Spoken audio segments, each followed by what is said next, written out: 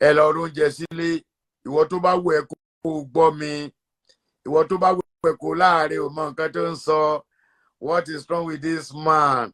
He doesn't know what he's talking about. By the time you know what I'm talking about, it will be too late. I swear to God. You are welcome to Drivetv. If you're new to this channel, consider subscribing so you won't miss out any of our latest video. Oníkálùkù ń gbé àfọ̀ṣẹ jáde, wọ́n ń mú àwọn èèyàn lépè. Mi ì rò pé rí. Wọ́n tó bá ń wà lórí péjì káàkiri tó ń ṣọ́ péjì wá rí. Obìnrin ti bọ́ta, ó lọ dí Ògún, ó bù wọ́n lépè. Ọkùnrin ti bọ́ta, ó lọ dí Ògún, ó bù wọ́n lépè. Bóyá àwọn pípò ìtì ẹ̀ wá ní nǹkan kan tó fi ń ké pè dànù ni kò tiẹ̀ yé mi. Èmi dẹ̀ ti sọ fún ọ pé tẹ bá ti fẹ́ ṣépè, ẹ pe orúkọ wọn síbẹ̀. Ẹ bá láwọn ìjọba pọ̀. Àti ìgbọ́n. Èmi máa sọ tọ̀rọ̀ àti ìgbọ́n. Èdè àgọ́lá sì ń lò tí n bá ní mo níwo wá ní ẹ̀yin ìjọba yìí tẹ́ ń bá yé wa jẹ́ kìnnì kan. Ẹ̀yin ìjọba àwọn tó ń control Nàìjíríà pọ̀. Ẹ pe orúkọ ẹni tẹ́ ẹ bá mọ̀ ipò náà wà lára àwọn jẹgúdújàrá. Ẹ dárúkọ ẹ̀ síbẹ̀ kára lọ sọpa. Tó bá yá nígbà táwọn kan sọ tèmi náà bá sọ sí pé Yorùbá níbi tá a fògùn wá sí ibi nǹkan rere níbi tí Yorùbá ní ògùn tá a ní ó kọjá bẹ́ẹ̀. Àmọ́ Yorùbá ò ní lo ògùn yẹn níbi nǹkan tó da láyé. Bí ká rọmọ ìyálẹ̀ kó rọmọ ìyálẹ̀ tọwọ́ ẹ lọ sókè kó fà wálẹ̀. Kó rọmọ ìyàwó ẹ tó ti jẹ́ pé bóyá ìyálé bímọ ní oṣù kan, ìyàwó náà bímọ ní oṣù tó tẹ̀lé, wọ́n wá foṣù kọ̀ọ̀kan jura wọn lọ, àbọ̀ fọdún kọ̀ọ̀kan jura wọn lọ. Ó wá rí pé ọmọ ìyàwó yẹn ó bẹ̀rẹ̀ iṣẹ́. Ó mọ̀ bóyá iṣẹ́ tọmọ ìyálé máa rí gangan tí ìwọ máa rí tọmọ tiẹ̀ máa rí. Ó mọrú iṣẹ́ náà. Kàkà kó yẹ kó o fàdúrà ti ọmọ ìyàwó yẹn lọ́wọ́ àbọ̀mọ ìyálé yẹn lọ́wọ́ either one. Next tó ṣe ni pé ó lọ fa èrè ayé ẹ̀ wálẹ̀. Àwọn ògùn yẹn ni Yorùbá ní. Confirm ni. Ẹni tó bá ní Yorùbá ò lóògùn. Ọlọ́run má jẹ́ kó rí ayé o. Èmi gbédi fẹ́yìn ìyá mi o. Torí mo mọ̀ pé ń wo mo gbédi fún yín. Mo ṣe báyìí ìbá yín 1 million. Ẹ̀yin ìyá ọ̀pàkẹ́ ọ̀làkẹ́ 1 million. Ìbá yín èmèrè ayé ìbá yín 1 million. Èmèrè ọ̀run ìbá yín 1 million. Ẹni tí ò bá ṣèbà fún yín ó ti tẹ́ ó ti tí kódà ó ti tẹ aṣọ àgbà mọ́lẹ̀ kó wá rí ja èrè ni. Last but not the least, ẹ jọ̀ọ́ ẹ lọ oúnjẹ sílé. Ìwọ tó bá wù ẹ́ kó gbọ́ mi. Ìwọ tó bá wù ẹ́ kó láàárẹ̀ ò mọ nǹkan tó ń sọ. What is wrong with this man? He doesn't know what he's talking about.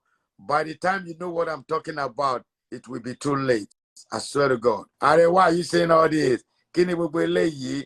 Jati ló ń sọ. You don't know what you are talking. You don't do this. Come to Nigeria. Come and fight for us. Come and do this. You are just deceiving yourself. Once you collect your money from ATM, my brother, Tebati Rigba, Tobaja 200,000 in last month, Tonila Kante, my brother, go and get it. Tobani opportunity lati fi 2,000, I'll be 1,000. But Tobani 2,000, fi 20,000. Go and get it. Forget it. Olo afi oporopo. Do you understand what I'm saying? Tobani konfek by 1,500 for you to get $10,000. My brother and sister, please get it and don't spend it anyhow. If you want to collect 50,000, they ask you for 4,000. Please pay that money. Just accept. I swear to God. Wallahi, it's just like Aare. I'm talking about my command, but command sorrow. Inú máa ń bí mi. Torí tó bá pé tí bá ní power kan tí mo lè lò fún ìlú àwọn tó ń ṣe wáyé náà máa ti lu agbára náà. Àti try àti kọ lẹ́tà gangan. Ọwọ́ wa ti bó àti send letter sí United Nations. Ó ti sú wa. Ṣé mo gbọ́dọ̀ gbéwèé jáde? Àti kọ lẹ́tà àwọn òyìnbó yìí wọn already. Ẹ̀dùn contamination for you. That's exactly what they want. I'm repeating myself. Please, my brother. To bá jẹ́ pé you just have just 50,000 you have in your account. Ó better kó jẹ́ account yẹn 10 or kó 2,000 bẹ́ẹ̀. Get your money out from the bank. If somebody wants to sell money for you, buy it. Use money to buy money. That is the system of Nigeria of today. We use money to buy money. I don't feel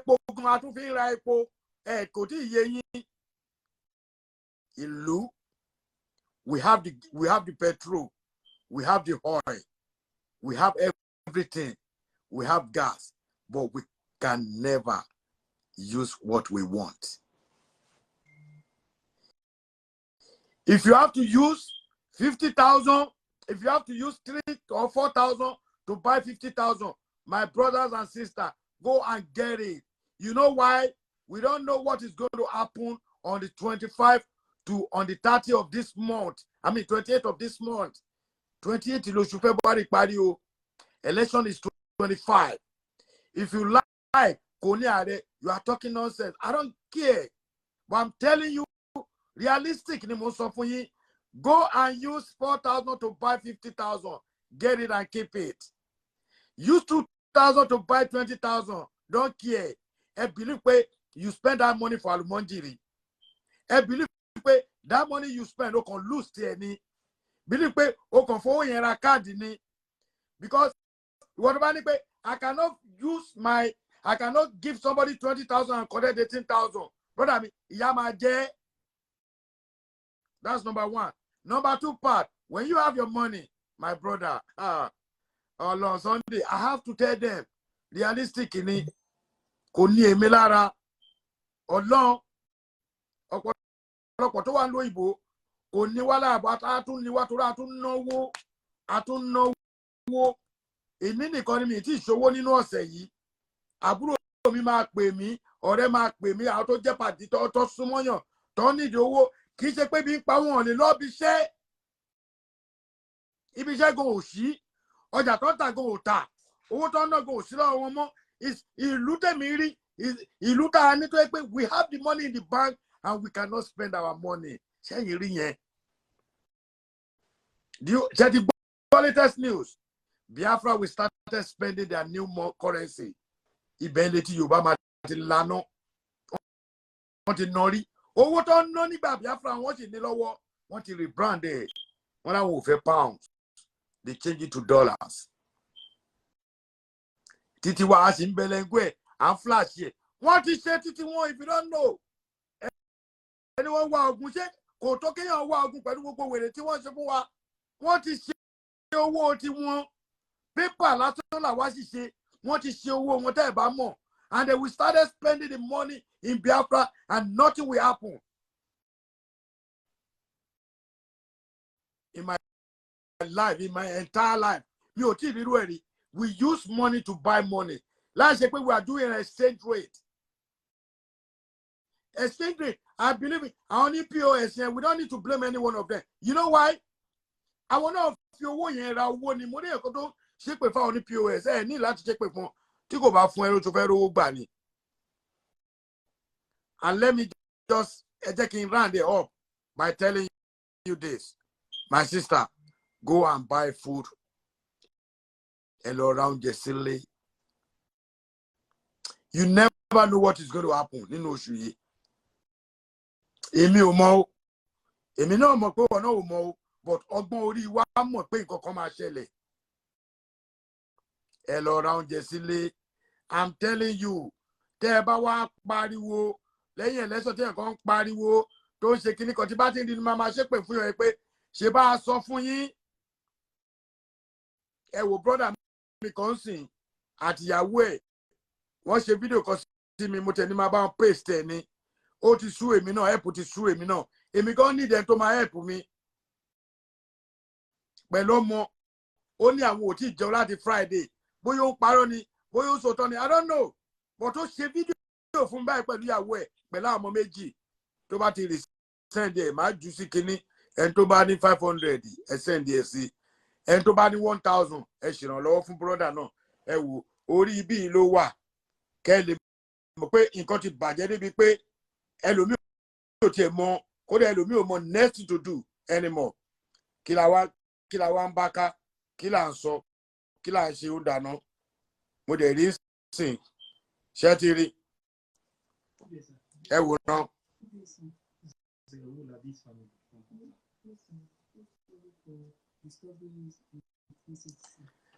ṣẹ́rí mo kàn ṣọ́ọ̀tì ẹ̀ ni mo ní kó lọ ṣe lóyìnbó ẹ̀yin náà ẹ̀ wò ó géńdé ọkùnrin pẹ̀lú ìyàwó ẹ̀ mo kàn ṣọ́ọ̀tì kẹkàn arí ni mo ní lọ ṣe kíní yẹn ní Yorùbá òyìnbó tó ń sọ yẹn èmi ò nífẹ̀ẹ́ sí ó fẹ́ bá mi sọ ó ṣe gúdè ṣàgúdè ẹ sọ ní Yorùbá ẹni tó bá máa ẹ̀pù yín ẹni tó bá ní 500 ẹlòmíín ní 1000 lọ́wọ́ tó bá lójú àánú àtúfẹ́ ẹlòmíín ní 200 àwa mo wo ọ̀nà àrà tó lọ́ọ́ máa gbà yọ ẹ lọ oúnjẹ sílẹ̀ o ẹ̀yin ọmọ Yorùbá ẹ̀yin ọmọ Ìgbò ẹ̀yin Haúsá tẹ́ bá wà lẹ́kọ̀ọ́ mo mọ̀ pé ìyà ò lè jẹ ẹ̀yin gbogbo bẹ́ẹ̀ ṣe máa jẹ wọ́n ti supply yín ẹ̀yin brọ́dà mi oúnjẹ tẹ́ bá ti rà bíi gàrí àbílùbọ̀ ẹ má fọwọ́ kan for now o tẹ́ bá ní kò ní bàjẹ́ tó bá lọ bàjẹ́ ibi náà kọ́kọ́ fẹ́ fi pa Yorùbá